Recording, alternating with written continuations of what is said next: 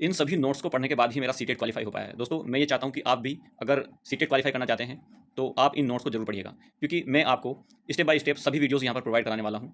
आप यहाँ पर देखेंगे कि आप और वीडियो की अपेक्षा यहाँ पर अगर आप इस सीरीज़ को फॉलो कर लेते हैं तो आप 100% जो है सीटेट क्वालिफाई कर पाएंगे, जैसा कि मैंने इन नोट्स को पढ़ने के बाद सीटेट क्वालिफाई किया है। क्योंकि इन नोट्स में काफ़ी यहाँ पर अच्छे तरीके से आपको ये नोट्स मिलेंगे और काफ़ी अच्छे तरीके से यहाँ पर लिखा गया है, यहाँ पर समझाया गया है। आप अगर इन नोट्स को अच्छे से पढ़ लेंगे, अच्छे से रीड कर लेंगे, तो मैं मानता हूँ कि आप मेरी तरह ही सीटेट को आसानी से क्वालिफाई कर सकते हैं। जी हाँ दोस्तों, इन नोट्स को पढ़ने के बाद ही मैं अपना सीटेट क्वालिफाई कर पाया हूँ। काफ़ी अच्छे ये नोट्स हैं दोस्तों। इन सभी नोट्स को मैं आपको स्टेप बाय स्टेप यहाँ पर कवर कराऊंगा, ठीक है। यहाँ पर आप देखेंगे दोस्तों, और मैं यहाँ पर आपको अच्छी तरीके से समझाने की कोशिश करूँगा, जैसे कि मैंने अपने आपको इन नोट्स को पढ़ने के बाद में ये रियलाइज़ किया है कि दोस्तों ऐसे नोट्स आपको यूट्यूब पर और कहीं नहीं मिलेंगे, ठीक है ना। तो दोस्तों स्टार्ट करते हैं इस वीडियो को जीन पियाजे से, ठीक है। जीन पियाजे से समझेंगे दोस्तों। यहाँ पर आप देखेंगे जीन पियाजे ने जो संज्ञानात्मक विकास की अवधारणा दी थी और आत्मसातकरण और समायोजन, ठीक है। जीन पियाजे ने संज्ञानात्मक विकास की 4 अवस्थाएं जो दी थी दोस्तों, वो सभी आपको इस वीडियो में आपको प्रोवाइड में करा रहा हूँ, ठीक है। और इसी तरह से हम सभी मनोवैज्ञानिकों को हम step by step her video में कवर कराएंगे, ठीक है। चलिए दोस्तों देखते हैं जीन पियाजे का संज्ञानात्मक विकास का सिद्धांत। यहाँ पर आप देखेंगे जीन पियाजे एक मनोवैज्ञानिक थे। उनका जन्म 9 अगस्त सन 1896 को स्विट्जरलैंड में हुआ था।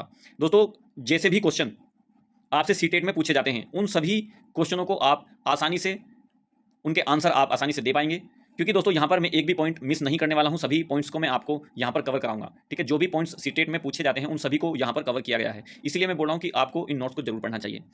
इस विकास का प्रतिपादन जीन पियाजे ने ही किया था, ठीक है। यहाँ पर आप देखेंगे जीन पियाजे ने अपने बच्चों और आस पड़ोस के बच्चों पर संज्ञानात्मक संज्ञान मानसिक विकास का अध्ययन किया था। जीन पियाजे के सिद्धांत को अवस्था का सिद्धांत और विकासात्मक सिद्धांत भी कहा जाता है। देखिए अगर आपके एग्जाम में दोस्तों यहाँ से पॉइंट बनेगा, ठीक है, तो आप यहाँ से उसका आंसर जो है लगा सकते हैं, ठीक है ना। यहाँ पर आप देखेंगे कि जीन पियाजे ने अपने बच्चे और आस पड़ोस के बच्चों पर भी संज्ञान, ठीक है, और संज्ञानात्मक मानसिक विकास का अध्ययन किया, यानी कि उन पर ही इन्होंने क्या किया, परीक्षण किया था अपने बच्चों पर और अपने आसपास के सभी बच्चों पर, ठीक है ना। जीन पियाजे का मानना है कि जिस तरीके से बच्चों में जैविक परिपक्वता आती है, वैसे वैसे वस्तुओं के बारे में अपने दिमाग में धारणा बना लेते हैं, ठीक है ना। देखिए काफ़ी अच्छे तरीके से इन नोट्स को जो यहाँ पर लिखा गया है दोस्तों, इस प्रकार से लिखा गया है ताकि आप आसानी से इनको समझ जाएं। यहाँ पर आप देखेंगे जीन पियाजे का मानना यह है कि जिस तरीके से बच्चों में जैविक परिपक्वता आती है, यानी कि जैसे जैसे वो मैच्योर होते जाते हैं, वैसे वैसे वे वस्तुओं के बारे में अपने दिमाग में धारणा बना लेते हैं, ठीक है ना। जब छोटा बच्चा होता है उस समय पर उसकी धारणा कुछ और होती है, लेकिन जब वो दो साल बाद बड़ा हो जाता है और उसी अवधारणा को वो बदल कर और उसमें जो परिवर्तन वो देखता है उसकी वह धारणा अपने दिमाग में बना लेता है, ठीक है। परिभाषा, बच्चे नन्हे वैज्ञानिक तथा सक्रिय ज्ञान निर्माता हैं जो कि संसार के बारे में सिद्धांतों की रचना करते हैं, ठीक है। यहाँ पर आप देखिएगा बच्चे नन्हे वैज्ञानिक हैं। आपके सीटेट के एग्जाम में ये कई बार पूछा गया है कि बच्चों को नन्हा वैज्ञानिक किसने कहा है, ठीक है ना। तो आप यहाँ से इस चीज़ को देखेंगे कि जो जीन पियाजे जी हैं उन्होंने बच्चों को नन्हा वैज्ञानिक को की संज्ञा दी है, ठीक है। संज्ञानात्मक विकास की अवधारणा, कॉन्सेप्ट ऑफ कॉग्निटिव डेवलपमेंट, ठीक है। यहाँ पर आप देखेंगे नंबर 1 अडेप्टेशन, ठीक है, जिसको हिंदी में अनुकूलन भी बोला जाता है, ठीक है। यहाँ पर अनुकूलन की जो परिभाषा है वह इस प्रकार है। यहाँ पर आप देखेंगे अनुकूलन एक ऐसी प्रक्रिया है जिसके माध्यम से जीव अपने पर्यावरण के साथ तालमेल बिठाता है। जैसे कि मनुष्य पर्यावरण के अनुकूल होते हैं, वैसे ही उनका चिंतन भी उन परिवर्तनों के अनुकूल होता है जो भी वे अनुभव करते हैं। अनुकूलन में 2 बुनियादी प्रक्रियाएं समायोजन और समावेश शामिल हैं, ठीक है। यहाँ पर आप देखेंगे जो अनुकूलन है जिसको अडेप्टेशन बोलते हैं, ठीक है ना। तो यहाँ पर देखेंगे समायोजन और समावेश इसमें क्या है, शामिल है, ठीक है। अब इनके बारे में देखेंगे दोस्तों। वातावरण के अनुसार अपने आप को ढालना अनुकूलन कहलाता है, ठीक है, यानी कि अडेप्टेशन। आप किसी भी अडेप्टेशन का मतलब आप क्या समझते हैं दोस्तों? अडेप्टेशन का मतलब यह है कि आप किसी चीज़ को मान करके उसको धारण कर रहे हैं, ठीक है। आपने विश्वास जता लिया है कि हाँ वास्तव में ये चीज़ ऐसी है, ठीक है। अडेप्टेशन उसी को बोला जाता है। अदरवाइज अगर आप किसी वस्तु के बारे में अच्छी तरीके से नहीं जानते तो आप उसको अडेप्ट नहीं कर पाते, आत्मसात नहीं कर पाते। लेकिन जब आप श्योर हो जाते हैं कि यह चीज़ वास्तव में ऐसी है तो उसी को यहाँ पर अडेप्टेशन कहा गया है, ठीक है। वातावरण के अनुसार अपने आप को ढालना अनुकूलन कहलाता है, ठीक है। चलिए जीन पियाजे के अनुसार संज्ञानात्मक विकास 2 प्रक्रियाओं संतुलन और अनुकूलन से होता है, ठीक है। अनुकूलन में 2 उप क्रियाएं समायोजन और यहाँ पर देखेंगे आप आत्मसातकरण शामिल है, ठीक है। अनुकूलन में 2 उप क्रियाएं हैं, समायोजन और आत्मसातकरण। अनुकूलन में स्थिति जानिए मांगों को पूरा करने के लिए बच्चों का परिवर्तन शामिल होता है। यहाँ पर देखेंगे आप आत्मसातकरण और समायोजन क्या होता है, यानी कि एसिमिलेशन एंड अकोमोडेशन। जीन पियाजे एक प्रमुख स्विस मनोवैज्ञानिक हैं जिन्होंने बच्चों के संज्ञानात्मक विकास को समझने में बहुत बड़ा योगदान दिया है। उन्होंने वर्षों की अवधि में बच्चों का आकलन किया था और साथ ही साथ कहा कि मानव व्यवहार भौतिक परिवर्तन के अनुकूल का एक कार्य है। जीन पियाजे के संज्ञानात्मक विकास की प्रक्रिया को समझने के लिए आत्मसात करने के लिए समायोजन, आत्मसातकरण, स्कीमा और संतुलन की 4 प्रक्रियाओं का प्रयोग किया गया था। ठीक है, यहाँ पर आप देखेंगे समायोजन और आत्मसातकरण की प्रक्रिया पर्यावरण के साथ होने वाली अंतःक्रियाओं का मूल आधार है। यहाँ पर इस चीज को आप समझिएगा दोस्तों, समायोजन और आत्मसातकरण की प्रक्रिया पर्यावरण के साथ होने वाले अंतःक्रियाओं का मूल आधार है। ठीक है, इस चीज को आपको अच्छे से समझना होगा। आत्मसातकरण यानी कि एसिमिलेशन किसको कहा जाता है? ठीक है, आत्मसातकरण नई वस्तुओं या विचारों को समझने की मौजूदा क्षमता के साथ समझना है। ठीक है ना, यहाँ पर आप समझ रहे होंगे दोस्तों, आत्मसातकरण यानी कि नई वस्तुओं या विचारों को समझने की मौजूदा क्षमता के साथ समझना ही आत्मसातकरण है। ठीक है, आत्मसातकरण को हम समावेश भी कह सकते हैं। यह हमारे पहले से मौजूदा स्कीमा में यानी कि दिमाग में जानकारी लेने की प्रक्रिया को संदर्भित करता है। यह वह तरीका है जिसमें कोई व्यक्ति पूर्व मौजूदा मानसिक संरचनाओं में बिना किसी बदलाव की नई जानकारी लेता है और उसकी व्याख्या करता है। आत्मसातकरण एक ऐसी प्रक्रिया है जिसके माध्यम से एक बच्चा अनुभव और धारणाओं को मौजूद संज्ञानात्मक संरचनाओं या स्कीमा में अनुकूलन करके समझता है। अनुकूलन का मतलब दोस्तों आप यहाँ पर देखिएगा, जैसे कि आपने पीछे देखा अडोप्टेशन, ठीक है ना, आत्मसातकरण यानी कि उसको अडॉप्ट कर लेता है, आत्मसात कर लेता है, उसको समझ लेता है, ठीक है ना, और उसी तरीके से वो वह मानने लग जाता है। यानी कि आपके पूर्व ज्ञान को जब आपके वर्तमान ज्ञान में कोई भी बदलाव आता है और वह पूर्ण तरीके से साबित हो जाता है तो उसको ही आत्मसातकरण यहाँ पर कहा गया है। उदाहरण के लिए देखिएगा, मान लीजिए एक बच्चा जो गाय से परिचित है, वह भैंस को देखकर 4 पैर वाले जानवर गाय के मौजूदा स्कीमा में अधिक जानकारी जोड़कर एक अनुभव के अनुकूल होगा। ठीक है ना, मतलब यहाँ पर समझिएगा, मतलब एक बच्चा है जिसने गाय देखी है और वह भैंस को देखकर कहता है कि यह भी एक गाय है, तब हम उसे बताएंगे कि यह एक भैंस है, तो वह अपने आप ही दिमाग में बैठा लेगा कि हर 4 पैर वाला जानवर गाय नहीं होता या होती। ठीक है, यह भैंस है क्योंकि इसका रंग ऐसा है और देखने में यह ऐसी है। ठीक है ना, जैसा कि मैंने आपसे बोला कि आपके जो पूर्व ज्ञान है, ठीक है, उसमें जो समय के अनुसार जो भी बदलाव आते हैं, ठीक है ना, और जिसको आप आत्मसात कर लेते हैं, जिसकी पुष्टि हो जाती है, ठीक है ना, उस पुष्टि को या उस पुष्टि के आधार पर जब आप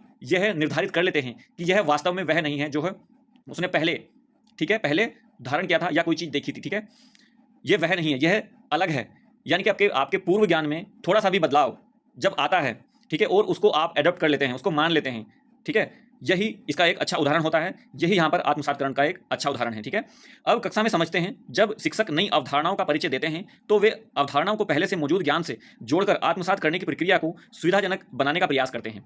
ठीक है ना, यहाँ पर इस चीज को अच्छे से समझिएगा, जब शिक्षक नई अवधारणाओं का परिचय देते हैं, वे अवधारणाओं को पहले से मौजूद यानी कि जो उनका पूर्व ज्ञान है, ठीक है, उनको जोड़कर आत्मसात करने की प्रक्रिया को सुविधाजनक बनाने की कोशिश करते हैं। ठीक है ना, जैसे कि किसी बच्चे ने यहाँ पर गाय देखी थी और भैंस को देखकर भी वह यह मानने लगा कि यह भी गाय है, लेकिन अगर किसी टीचर ने उनसे बोला कि देखिए गाय जो है, गाय के भी 4 पैर होते हैं और भैंस के भी 4 पैर होते हैं, इसका मतलब ये नहीं है कि हर 4 पैर वाला जो जानवर होता है वह गाय है। ठीक है ना, तो इस तरीके से आप जो है उदाहरण को देख करके उसको समझ सकते हैं। ठीक है, अब देखते हैं समायोजन यानी कि अकोमोडेशन। समायोजन एक नई वस्तु के साथ संतुलन करने की प्रवृत्ति, मतलब नई वस्तु में अनुकूलन होने के लिए किसी की समझ को बदलना होता है, अकोमोडेशन। ठीक है ना, अकोमोडेशन का मतलब ही है दोस्तों समायोजन। ठीक है, एक नई वस्तु के साथ संतुलन करने की प्रवृत्ति मतलब नई वस्तु में अनुकूल होने के लिए किसी की समझ को बदलना होता है। अब देखिए, समायोजन तब होता है जब किसी व्यक्ति को नई स्थिति का उत्तर देने के लिए मौजूदा योजनाओं को बदलना चाहिए। उदाहरण के लिए बच्चा अपने चूसने के तरीके को संशोधित करता है और एक नई खिलौने को चूसने को शामिल करता है। जब कभी आत्मसात करने की प्रक्रिया काम करती है, क्योंकि नए अनुभव किसी भी मौजूदा स्कीमा में अनुकूल नहीं होते, तो नए अनुभव के अनुकूल होने के लिए एक नई स्कीमा विकसित करना होता है। ठीक है, एक नया स्कीमा बनाने और किसी की मौजूदा संज्ञानात्मक संरचनाओं में संशोधन करने या सोचने और करने की विधियों को समायोजित करने की प्रक्रिया को समायोजन कहते हैं। ठीक है ना, इस चीज को आपको अच्छे से देखना होगा, समझना होगा, क्योंकि आपके सीटेट के एग्जाम में या फिर आपने सीटेट का एग्जाम क्वालिफाई कर लिया है और आपने किसी भी पीआरटी या फिर टीजीटी की आप प्रिपरेशन कर रहे हैं, ठीक है ना, तो वहां पर इस टॉपिक से कई बार क्वेश्चन पूछ लिए जाते हैं। ठीक है, समायोजन क्या है, ठीक है, आत्मसातकरण क्या है, तो आपको इन चीज़ों को अच्छे से यहाँ से समझना होगा। उदाहरण के लिए आप देखिएगा, मान लीजिए आप चेन्नई में छात्रों की एक कक्षा को वर्ष के लगभग 4 मौसम पढ़ा रहे हैं, तो हो सकता है कि उनके पास सर्दियों के मौसम के बारे में स्कीमा नहीं हो। ठीक है, क्योंकि वहाँ पर सर्दी होती ही ना हो, क्योंकि चेन्नई में सर्दी का अनुभव नहीं होता है, इसलिए बच्चों को नई जानकारी को व्यवस्थित करने के लिए एक नया स्कीमा बनाना होगा। नया स्कीमा कैसे बनाना होगा, यहाँ पर देखिए, मतलब आप चेन्नई शहर में बच्चों को पढ़ा रहे हैं एक शिक्षक के तौर पर और आप उनको पढ़ाएंगे कि भारत में 4 तरह के मौसम होते हैं, भारत में 4 ऋतुएं होती हैं। अब आपको बताना होगा कि 4 ऋतुएं कौन कौन सी होती हैं, तो आप यहाँ पर देखेंगे शीत ऋतु, ग्रीष्म ऋतु, वर्षा ऋतु और यहाँ पर शरद ऋतु। ठीक है, जब आप उन छात्रों को शरद ऋतु के बारे में बताएंगे तब उनको यकीन नहीं होगा कि शरद ऋतु भी होती है, यानी कि ठंडा मौसम भी होता है जिसमें हर समय स्वेटर पहनना होता है, और इसी प्रकार वह अपने दिमाग में यह स्कीमा और बना लेंगे कि ऐसा भी एक मौसम होता है जिसमें सर्दी पड़ती है। ठीक है ना, फिर देखते हैं दोस्तों संतुलन, यानी कि यहाँ पर देखिएगा इक्विलिब्रियम। यहाँ पर आप देखिएगा संतुलन को आप क्या बोलेंगे, इसको आप इंग्लिश में पढ़ेंगे। ठीक है, संतुलन यहाँ पर आप देखेंगे इक्विलिब्रिएशन। ठीक है, जीन पियाजे पहले ऐसे वैज्ञानिक थे जिन्होंने संज्ञानात्मक विकास का व्यवस्थित अध्ययन किया था। जीन पियाजे के संज्ञानात्मक विकास के सिद्धांत के अनुसार समावेश, आत्मसातकरण, समायोजन और संतुलन एक ऐसी विधि है जिसके माध्यम से बच्चे नए अनुभव को पहले से मौजूदा अनुभूति संरचनाओं, धारणाओं, स्कीमा में एकीकृत करते हैं। इसके द्वारा बच्चे आत्मसातकरण और समायोजन की प्रक्रिया के बीच संतुलन कायम करते हैं। संतुलन तब होता है जब एक बच्चा पुरानी और नई धारणाओं को अनुभव के बीच सामंजस्य बनाता है और तब उसकी योजनाएं समावेश के माध्यम से सबसे नई जानकारी में समाधान कर सकती हैं। असंतुलन की स्थिति तब पैदा होती है जब नई जानकारी मौजूदा मानसिक निरूपण समावेश में समा नहीं सकती हो। ठीक है ना। असंतुलन की स्थिति तब पैदा होती है जब वह बच्चा कठिनाई महसूस करता है आप अपने पूर्व ज्ञान को नए ज्ञान से जोड़ने में, ठीक है, उसको आत्मसात करने में, ठीक है ना। अगर वह कठिनाई समझता है तो उसको असंतुलन की स्थिति बोलते हैं। देखिए यहाँ पर स्कीम्स, अनुभव या व्यवहार को संगठित करने की संज्ञानात्मक संरचना को स्कीम्स कहते हैं। स्कीम्स को आप समझिएगा, जीन पियाजे ने स्कीम्स को बुद्धिमान व्यवहार का बुनियादी निर्माण खंड और ज्ञान को व्यवस्थित करने का एक रूप कहा है। एक स्कीमा को विश्व के जुड़े हुए मानसिक भ्यावेदन के एक समूह के रूप में परिभाषित किया जा सकता है जिसका उपयोग हम स्थिति को समझने और प्रक्रिया करने के लिए करते हैं। मानव के दिमाग में जो चीज़ें पहले से ही संरक्षित होती हैं वह उनका प्रयोग करके किसी विषय के प्रति एक धारणा बनाता है और इसे हम स्कीमा कहते हैं। ठीक है। जीन पियाजे ने संज्ञानात्मक विकास की 4 अवस्थाएं बताई हैं। काफ़ी बार एग्जाम में पूछा गया है दोस्तों कि जीन पियाजे ने संज्ञानात्मक विकास की कितनी अवस्थाएं बताई हैं। तो आप यहाँ पर देखेंगे कि इन्होंने 4 अवस्थाएं बताई हैं। आप यहाँ पर देखेंगे जो पहली अवस्था है वह संवेदीगामक अवस्था है जो कि जन्म से 2 वर्ष है। ठीक है। नेक्स्ट है जो सेकंड अवस्था है पूर्व संक्रियात्मक अवस्था जो 2 वर्ष से 7 वर्ष है। ठीक है। और जो तीसरी अवस्था है मूर्त संक्रियात्मक, ठीक है, मूर्त सक्रियात्मक अवस्था जो कि 7 वर्ष से 11 वर्ष और कहीं पर आपको ये 12 वर्ष भी देखने को मिल जाएगी। ठीक है। और जो यहाँ पर 4वीं अवस्था यहाँ पर बताई है वह औपचारिक संक्रियात्मक अवस्था बताई है जो कि 11 या 12 से लेकर 15 वर्ष तक के लिए यहाँ पर बताई गई है। ठीक है। अब देखेंगे दोस्तों जो पहली अवस्था है उसके बारे में जो कि जन्म से 2 वर्ष के बीच में होती है। ठीक है ना, जो कि जन्म से या कह सकते हैं 0 से 2 वर्ष। 0 का मतलब भी आप यहाँ पर जन्म से समझ सकते हैं। ठीक है। संवेदीगामक अवस्था, संवेदीगामक अवस्था जिसको सेंसरी मोटर स्टेज भी इंग्लिश में कहा गया है। ठीक है। इसके बारे में आप देखिए कई बार यहाँ से क्वेश्चन बने हैं दोस्तों, तो इसके बारे में भी आपको अच्छे से समझना होगा। इस अवस्था में शिशु अपनी ज्ञान इंद्रियों के माध्यम से सीखता है।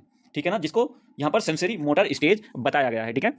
यहाँ पर आप देखेंगे इस अवस्था में से शुरू अपनी इंद्रियों के साथ साथ वस्तुओं के साथ शारीरिक संबंध का उपयोग करके दुनिया के बाद का निर्माण करते हैं, जैसे कि कुछ चीज़ें पकड़ने, खिलौने को जो उसने और एक कदम रखने जैसे शारीरिक संबंध का उपयोग करते हैं, और वह अपनी इंद्रियों जैसे सुनना और देखने का भी प्रयोग करते हैं। ठीक है ना। यहाँ पर आप देखेंगे जो जन्म से 2 वर्ष की अवस्था है जिसको सेंसरी मोटर स्टेज भी यहाँ पर कहा गया है। ठीक है ना, वह यहाँ पर सेंसरी मोटर स्टेज का मतलब समझिएगा कि यहाँ पर वह अपने अंगों का प्रयोग करते हैं। ठीक है ना, जैसे किसी चीज़ को पकड़ना, ठीक है, खिलौने को पकड़ना, ठीक है, या फिर थोड़ा सा चलना। ठीक है। यहाँ पर आप देखेंगे या फिर जैसे सुनना या फिर देखना। ठीक है। नेक्स्ट यहाँ पर देखिएगा इस चरण की सबसे महत्वपूर्ण उपलब्धियों में से एक है वस्तु स्थायित्व का विकास, यानी कि ऑब्जेक्ट परमानेंस। ठीक है। इस अवस्था में वस्तु स्थायित्व का गुण आ जाता है, यानी कि शिशु अपने दिमाग में वस्तुओं की छाप बनाना शुरू कर देता है जिससे वह छुपी हुई वस्तु को भी ढूंढ लेता है। नेक्स्ट देखेंगे दोस्तों सेकंड है पूर्व संक्रियात्मक अवस्था, यानी कि जो है दोस्तों यहाँ पर 2 वर्ष से 7 वर्ष। पहला आपने देखा सेंसरी मोटर स्टेज जो कि 0 से 2 वर्ष है। ठीक है। और दूसरा है यहाँ पर पूर्व सक्रियात्मक अवस्था जो कि जन्म यहाँ पर 2 वर्ष से 7 वर्ष है। ठीक है। इसमें देखेंगे दोस्तों यह क्रिया करने से पहले की अवस्था है। इसमें बच्चा सामने आने वाली सभी चीज़ों को देख पाएगा और समझ पाएगा, लेकिन कोई क्रिया नहीं कर पाएगा। ठीक है। यहाँ पर आप देखिएगा जीन पियाजे के अनुसार पूर्व संक्रियात्मक एक ऐसी अवस्था है जिसमें एक बच्चा अवधारणात्मक अपरिवर्तनीयता, भाषा विकास, केंद्रीकरण, अहम केंद्रीयवाद और जीववाद प्राप्त करता है। बच्चों में स्मृति, कल्पना और जिज्ञासा का विकास होता है। इस अवस्था में वह चीज़ों को प्राकृतिक, ठीक है, प्रतीकात्मक रूप से समझने में सक्षम होते हैं, जैसे कि वह खेलते समय ठीक है, घर घर खेलना खेलते हैं और चाय पार्टी भी करते हैं। ठीक है। इस अवस्था में सोचना उदासीन है और दूसरों के दृष्टिकोण पर विचार नहीं करते। ठीक है ना, ये चीज़ पूर्व संक्रियात्मक अवस्था में आती है। नेक्स्ट जीववाद, यानी कि एनिमिज्म। जीववाद अवस्था में बच्चा सजीव और निर्जीव वस्तुओं में अंतर नहीं कर पाता। जीववाद वह क्षमता है जो बच्चा सोचता है कि निर्जीव वस्तुओं में एक व्यक्ति की तरह जीवन और भावनाएं और इरादे होते हैं, जैसे कि जब वह खिलौने के साथ खेलता है तब वह उससे बात भी करता है और उसके साथ खेलता भी है, यानी कि एक खिलौने में ही वो जान समझ लेता है, उसको एक सजीव व्यक्ति समझ लेता है, सजीव प्राणी समझ लेता है। ठीक है ना। अब देखिएगा नेक्स्ट क्या है, अहम केंद्रवाद। ठीक है, जिसको जो है ईगोसेंट्रिज्म भी बोला जाता है। जब बच्चा यह सोचना शुरू कर देता है कि वह जो कर रहा है, सोच रहा है, वही सब सोचते हैं और वही ठीक है। ठीक है, जिसको ईगोसेंट्रिज्म भी बोलते हैं। ठीक है ना। ये जो थी दूसरी अवस्था है, ठीक है ना, ये दूसरी अवस्था है। और ये किसकी दूसरी अवस्था है? पूर्व सक्रियात्मक की अवस्था, जो कि 2 वर्ष से 7 वर्ष के बीच में होती है। जैसे आप यहाँ पर समझिएगा अपरिवर्तनीयता। देखिए अपरिवर्तनीयता के बारे में भी आपको यहाँ पर जानना चाहिए, जिसको यहाँ पर इसमें बच्चा वस्तु, संख्याओं, ठीक है, समस्याओं आदि को पलटना, ठीक है, नहीं जानता। यहाँ पर आप देखिएगा, इसका उदाहरण काफ़ी अच्छा ये उदाहरण है दोस्तों, और ये आपके सीटेट में भी कई बार पूछा जाता है कि देखिए अगर हम 4 + 5 = 9, उनसे ऐसा बोलते हैं कि 4, ठीक है, और प्लस 5 = 9 होते हैं, ठीक है। लेकिन अगर उनको हम ये बोल दें कि यदि इन्हीं संख्याओं को हम पलट दें, जैसे कि यहाँ पर दिखाया गया है 5 + 4 कर दें, तो वह इनको जोड़ नहीं पाएगा, ठीक है ना, वह इनको जोड़ नहीं पाएगा। वह सोच में पड़ जाएगा कि अब मैं पहले तो जब ये संख्या इधर थी और ये इधर थी तो तब तो 9 आया था, लेकिन अब ये संख्या पलट गई है तो यहाँ पर अब क्या होगा, ठीक है ना, वो इस चीज़ का ज्ञान यहाँ पर नहीं कर पाते। नेक्स्ट है दोस्तों मुद्रा संप्रत्यय, यानी कि करेंसी कॉन्सेप्ट। देखिए भार, ऊंचाई, दूरी आदि की धारणा की कमी इसी अवस्था में होती है। जैसे कि यदि आप बच्चों के सामने 100 के नोट रख देंगे और एक तरफ चिल्लर रख देंगे, तब उसमें से वह चिल्लर को ही चुनेगा, क्योंकि वह देखने में ज़्यादा होंगे, ठीक है ना, क्योंकि वह देखने में ज़्यादा होंगे। देखिए केंद्रीकरण, यहाँ पर आप देखेंगे सेंट्रलाइजेशन। जब बच्चा किसी वस्तु की सारी विशेषताओं को छोड़कर केवल एक विशेषता पर ध्यान देता है, वह अवस्था केंद्रीकरण कहलाती है। नेक्स्ट है मूर्त संक्रियात्मक अवस्था, ठीक है। यहाँ पर तीसरी अवस्था हो गई अब मूर्त संक्रियात्मक अवस्था, जो कि 7 वर्ष से 11 के बीच में है, ठीक है। पहली अवस्था कितनी थी? 0 से 2 वर्ष, फिर दूसरी अवस्था थी 2 से 7 वर्ष, अब ये दोस्तों तीसरी अवस्था है, जो कि यहाँ पर 7 से 11 वर्ष है, ठीक है। यहाँ पर आप देखेंगे जो आपने पूर्व संक्रियात्मक अवस्था पढ़ी है, ठीक है, उसके जस्ट बाद में यहाँ पर तीसरी अवस्था आती है मूर्त संक्रियात्मक अवस्था। देखिए मूर्त संक्रियात्मक अवस्था में बच्चा सामने रखी हुई चीज़ों को देखकर ही कुछ कर सकता है या उस पर चिंतन करना शुरू कर देता है, ठीक है। इस अवस्था में यहाँ पर आप देखेंगे, इस अवस्था में अपलट, यहाँ पर देखेंगे जीववाद, मुद्रा, भार आदि की धारणा का गुण आ जाता है। अपलटावी यहाँ पर लिखा हुआ है, जो कि पहले उसमें आपने देखा था कि 4 + 5 = 9 है। अगर यहाँ पर ये 5 इधर रख दें और फिर बाद में हम 4 कर दें तो इधर नहीं जोड़ पाता था बच्चा, लेकिन इस अवस्था में वह कर पाता है, ठीक है। अपने स्वयं के विचारों और दूसरों के विचारों के बीच अंतर करने की क्षमता इसमें आ जाती है। बच्चे वस्तुओं को उनकी संख्या, द्रव्यमान आदि के आधार पर वर्गीकृत कर सकता है, ठीक है। बच्चा वस्तुओं और घटनाओं के बारे में तार्किक रूप से सोचने की क्षमता रखता है। मूर्त संक्रियात्मक अवस्था जिसको बोला जाता है, इसमें ये सभी गुण आपको देखने को मिल जाएंगे, ठीक है ना, ये सभी गुण आपको देखने को मिल जाएंगे। देखिए सीटेट के एग्जाम में कई बार क्वेश्चन आता है दोस्तों कि वह अवस्था बताइए जिसमें और इसमें उदाहरण भी दे देगा दोस्तों, जिसमें बच्चा जो है यहाँ पर इन चीज़ों को समझ नहीं पाता, ठीक है। जैसे 5 + 4 = 9 है, तो यहाँ पर आ जाएगा दोस्तों 4 + 5 = क्या होगा ये, और जब वह इसमें सोच नहीं पाएगा तो वह अवस्था कौन सी है, जीन पे आ जाएगी, ठीक है ना। तो ये इस तरीके से क्वेश्चन बनते हैं, आपको अच्छे से इस तरीके से ही याद ये करना होगा, ठीक है। नेक्स्ट है दोस्तों देखेंगे हम यहाँ पर आगमनात्मक तर्कणा, ठीक है, जिसको इंडक्टिव रीजनिंग, यह भी इसी अवस्था में आता है, यानी कि जब बच्चा उदाहरण के ऊपर आधारित होकर तर्क करने लगता है। जैसे कि बच्चा, हमारे लिए पेड़ जरूरी है या नहीं, ठीक है, उत्तर क्योंकि इससे हमें ऑक्सीजन मिलती है।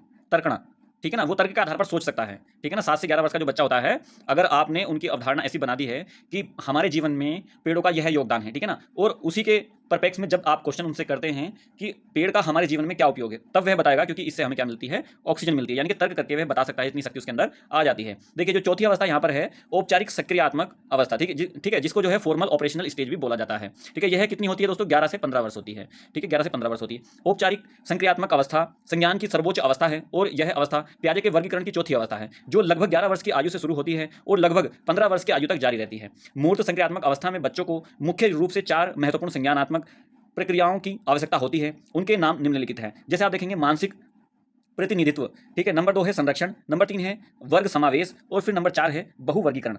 इसमें बच्चा अमूर्त और वैज्ञानिक चिंतन करने लगता है, ठीक है ना। यह सबसे महत्वपूर्ण अवस्था होती है जहां मानसिक क्षमताओं को अधिकतम स्तर पर विकास किया जा सकता है, काल्पनिक और निगमनात्मक तर्क के लिए सक्षम है, ठीक है ना। यहाँ पर देखेंगे अमूर्त रूप से सोचने और आसान ज्ञान और समस्या को, ठीक है, आसान ज्ञान और समस्या को हल करने की क्षमता उसके अंदर क्या आ जाती है, मतलब आ जाती है, ठीक है। निगमनात्मक तर्कणा, इसमें बच्चा नियमों के ऊपर तर्क करने लगता है, जैसे कि गणित के सवाल मन ही मन में हल कर लेता है क्योंकि नियम पता है।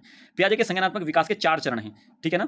यहाँ पर आप देखेंगे कौन कौन से चरण हैं, ठीक है। यहाँ पर देखेंगे आप संवेदी प्रेरक अवस्था, ठीक है, जो कि जन्म से 2 वर्ष है। यहाँ पर देखेंगे इंद्रिया और क्रियाओं के माध्यम से दुनिया को देखता है। जो चीज़ें अभी आपने ऊपर पढ़ी हैं सेम वही चीज़ें यहाँ पर आपको देखने को मिल जाएगी, ठीक है ना, उसको आप अच्छे से देखिएगा, ठीक है। जो कि संवेदी प्रेरक है, जिसको सेंसरी मोटर स्टेज भी बोलते हैं, जो कि 0 से 2 वर्ष है, ठीक है ना, 0 से 2 वर्ष, यानी कि आप जन्म से, ठीक है, जन्म से 2 वर्ष भी आप बोल सकते हैं, ठीक है। ठीक है, यहाँ पर आप देखिएगा देखना, सुनना, छूना, बोलना और प्राप्त करना आदि। ठीक है, फिर है पूर्व संक्रियात्मक अवस्था जो कि 2 वर्ष से 7 वर्ष के बीच में है। ठीक है, चित्रों और शब्दों द्वारा वस्तु का प्रतिनिधित्व करने के लिए भाषा का उपयोग करना सीखता है। सोच अहंकार केंद्रित है, दूसरों के दृष्टिकोण को समझने में कठिनाई होती है, प्रतीकात्मक सोच विकसित करता है, किसी एकल सुविधा द्वारा वस्तुओं को वर्गीकृत करता है। ठीक है, तीसरी है दोस्तों मूर्त संक्रियात्मक अवस्था जो कि 7 वर्ष से 11 वर्ष के बीच में है। ठीक है, यहाँ पर आप देखिएगा संख्या आयु 6, द्रव्यमान आयु 7, ठीक है, और वजन आयु 9 की स्थिरता को प्राप्त करता है। ठीक है, एडी गुना भी कर लेता है। ठीक है, यहाँ पर देखेंगे परिचालन सोच विकसित करता है। देखिए, ठोस घटनाओं के बारे में तार्किक रूप से सोचना, ठोस अंकगणितीय संरचना कर लेता है। देखिए, अमूर्त संक्रियात्मक अवस्था, यहाँ पर आप देखेंगे काल्पनिक भविष्य और वैचारिक समस्याओं से संबंधित हो जाता है। ठीक है, अमूर्त अवधारणा विकसित करता है, अधिक परिपक्व नैतिक तर्क के लिए यह संभावित है। ठीक है ना, ये दोस्तों यहाँ पर जो है जीन पियाजे की जो 4 अवस्थाएं थी वे हमने यहाँ पर आपको बता दी है। ठीक है, यहाँ पर जो जीन पियाजे ने यहाँ पर 4 अवस्थाएं दी थी, मैंने यहाँ पर इसको कंप्लीट किया है। ठीक है, और कल हम आपको दोस्तों जो पढ़ाएंगे, कल की जो वीडियो आएगी दोस्तों आप देखिएगा। अगर ये वीडियो आपको अच्छी लगी तो जरूर आप इस चैनल को लाइक शेयर सब्सक्राइब कर दीजिएगा। कल जो हम आपको पढ़ाने वाले हैं लॉरेंस, ठीक है, लॉरेंस कोहलबर्ग के बारे में हम आपको यहाँ पर पढ़ाने वाले हैं। ठीक है, अगर ये वीडियो आपको अच्छी लगी तो प्लीज़ आप इस चैनल को लाइक शेयर सब्सक्राइब जरूर कर दीजिएगा। ठीक है, मिलते हैं दोस्तों नेक्स्ट वीडियो में, तब तक के लिए थैंक यू सो मच, जय हिंद।